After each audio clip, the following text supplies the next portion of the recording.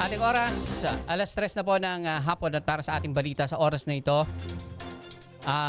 Makiki-update lamang ho tayo kaugnay ng naging bomb threat kanina dyan ho sa may Pampanga State University main campus dyan ho sa bayan ng Bacolor.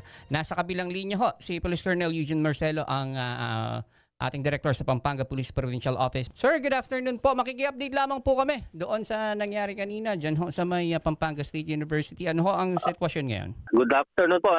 Actually, upon receiving po yung report na yan, nagpa-punta ng ating team ngayon doon sa Pampanga State University main campus, bomb threat na natanggap ng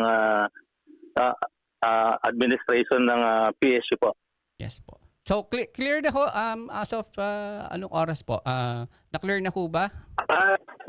So, kanina pong mga 11:30 po, na-clear na po ng ating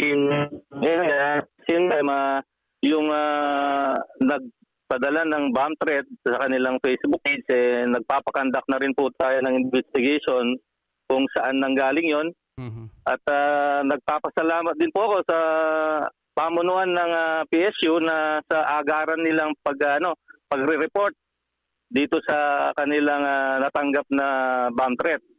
At ina-assure po natin ang ating mga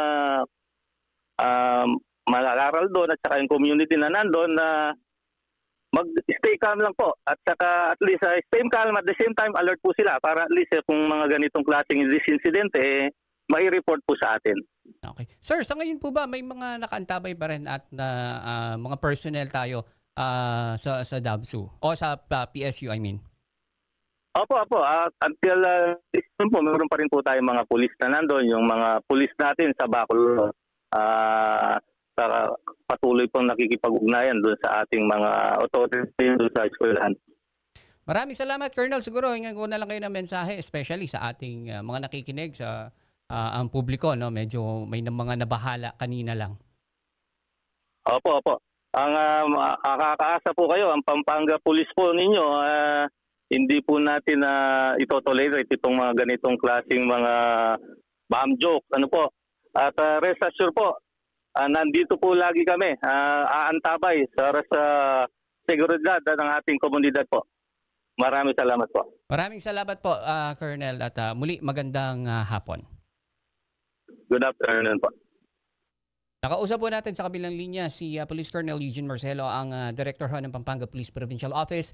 At kaugnay nga ho ng insidente ng bomb threat kanina habang nagsasagawa ng graduation rites dyan ho sa may Pampanga State University main campus dyan ho sa bayan ng Bacolor. Hanggang sa ngayon wala pang inaanunsyo pabunuan ho ng universidad kung kailan ho magbabalik at ang reschedule ng graduation ceremony ng mga magsisipagtapos ngayong taon. At kanselado ho yan hanggang sa araw ho ng bukas, August 15. Yan ang ating balita sa oras na ito, nahatid po sa atin ng King's Herbal Plus. Mula po dito kung saan lagi kayong kasama ang 103.1 Newsline Central Luzon. Ito po si Joe Salazar. Kasama ka, ikaw ang bida.